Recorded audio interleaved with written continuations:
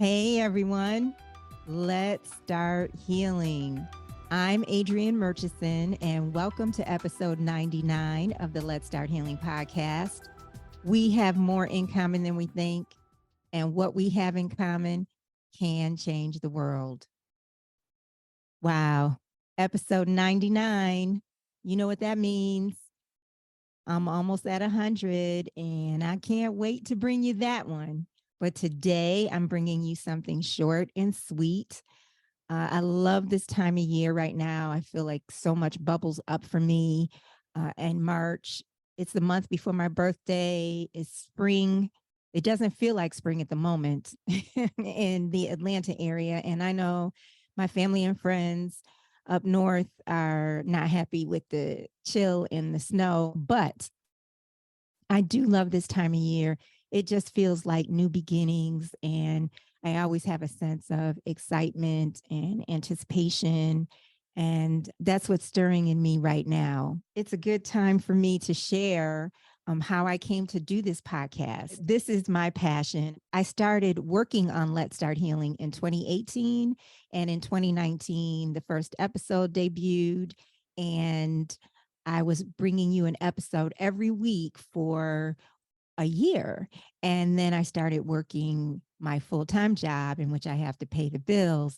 And then the episodes started coming less frequently. And so now, in recent months, I've been working really hard to come to you more frequently. But we would have gotten to episode 100 or 99, where we are now, much sooner if I had been able to bring you an episode every week, obviously. But we're here. We are here. We are still standing. And I love this. I said in my last episode that there's nothing more that I love than talking about God. And that is, I love the exchange of thoughts and ideas around who we understand God to be in our heart and soul. And it doesn't have to be identical. And as I say at the beginning of every episode, what we have in common can change the world. And I learned that through a spiritual discussion group that I was going to for 12 years. I want to say more than that, but at least 12 years before the pandemic, or until the pandemic, because it was a group where we all came from different faiths, different backgrounds, and yet we could talk about God and really bond over that common love that we have for our higher power. So this stuff works. It works. It is healing. And for me, I study A Course in Miracles, which I've brought up many times on Let's Start Healing. When I started studying this book, it really spoke to everything that I always believed in my spirit about God. I always thought some things and felt some things in my spirit that weren't limited to traditional religion for me. And A Course in Miracles spoke to that for me. And it was there in having these conversations with people who maybe grew up Catholic too, or they grew up Jewish, or they grew up Muslim, or they grew up with no religion, and but have their own relationship with God, obviously, and being able to bring those conversations into a space where we can talk about things and stretch and grow in beautiful ways, just really through listening and saying, oh, wow, this is how I see it. And this was my experience. I love that. And I have been striving to bring that kind of conversation, no matter where we come from, no matter what our background is, as long as we show up on this platform in love, I strive to bring those kinds of conversations and people to this podcast. And something that has come up for me this week is a piece of a conversation that I had with my guest 2 episodes ago, Lador Miltier. And she said something that really struck me about being open-minded and having control of things.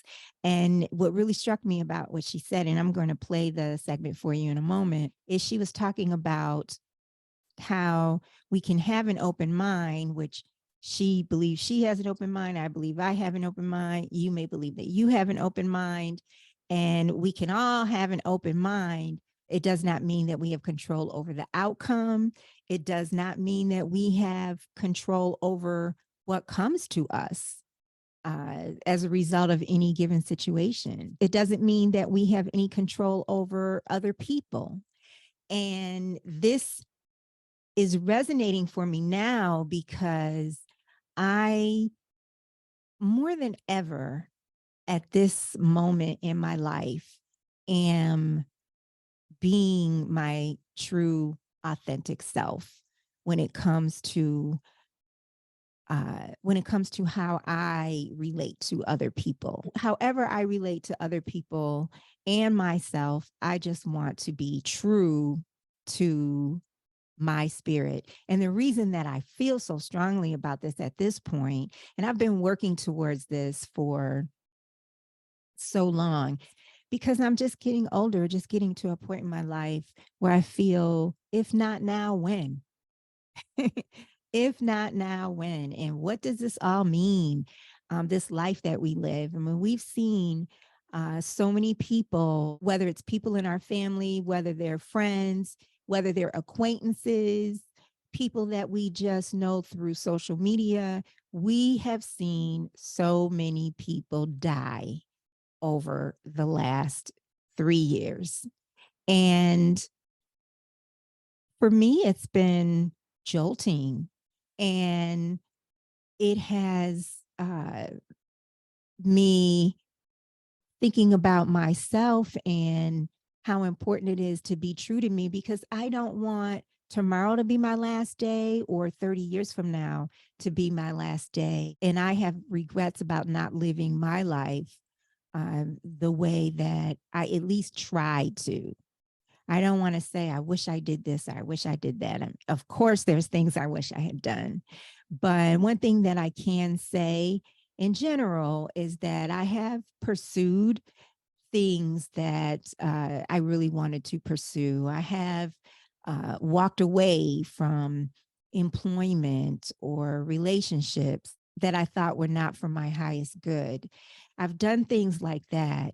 And right now, it's important to me to remain standing in my spirit. If something shows up that is not comfortable for me, that just does not sit right for me, and it's not a matter of doing something that I don't want to do, but it's because we always do things that we don't want to do. And I think we're always going to be called on doing things for other people or for in situations that maybe will serve something greater. It's about honoring my spirit and not dishonoring my spirit.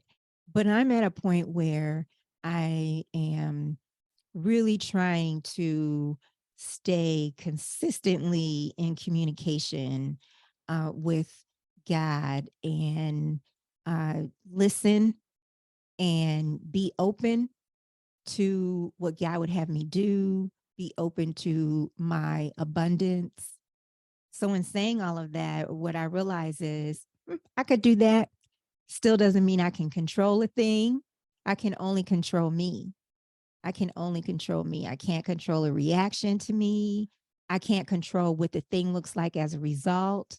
I can only control me and honor my spirit. So the conversation that I had with Lador about just being open-minded and understanding and accepting a lack of control, even when we honor ourselves, has been coming back to me. So I'm going to share that with you now. That is also a journey, being able to accept that, being able to lean into that. Into what? Into being open-minded a lot, because not everything goes your way when you're, I mean, you don't have the control to be open-minded. But don't you get to decide? Oh, yeah. You can pick from it or take from it, but you can't necessarily decide what it is that's coming to you. You know what I mean? being open-minded also to me is being able to accepting that you can't fix something, accept that you do need help with something. That is so, because I'm very open-minded. I like to think that I am, Yeah. but I find that so wise. You can't control everything that comes to you. No. That's one of my things that I'm trying to stay with God. I'm open. I am open. Yeah. I'm open to whatever. I'm open to my abundance, all great things. Yeah. But even the good things I can't control. Correct. Can't control the good things, even if I just keeping it all positive. Yeah. And you can't necessarily control the outcome. Nope. And that lack of control sometimes make Wow. people have, that's part of the growing pains. That's part of anxiety, the part of not being able to control. It's hard. But you get to control you. Yeah. You can control you, right. You could only be responsible and control you. And I think that's a part of understanding the bigger picture. I know that I could only control this end. I can't control the world. No. And that is too much of a burden for anybody to bear. That was pretty on point, right? The other thing I'd like to share before I close is suggesting that if this resonates, listen to Iyanla Van Zant's The R Spot. There's an episode called Your Joy is Your Job. And I really liked it because I love the conversation that she's having with her guest. And Iyanla brings up a story that she says that she has told many times, but it was my first time hearing it. And she was talking about a relationship with her brother in which she did not talk to her brother for 5 years because she needed to honor her spirit. And they were in 2 different places. And it just so resonated for me because way back, I don't know, it seems like almost 10 years ago, one of my brothers and I had what you call a come to Jesus conversation. And I was really not happy with our relationship. And I told him how I felt at the risk of knowing that if he didn't agree, he might say, well, forget you, and we might split, which is something I cannot even comprehend. But when I told him how I felt about the thing going on between us, knowing that I had to be willing to let the relationship break. I had to be willing to do that. And thankfully, that didn't happen. He definitely showed up and really put forth a lot of effort and love in, again, addressing what was concerning me. But this episode of hers, Your Joy is Your Job, it's just really, really good. So thank you for listening. Until next time, when we meet for the 100th episode, let's start healing.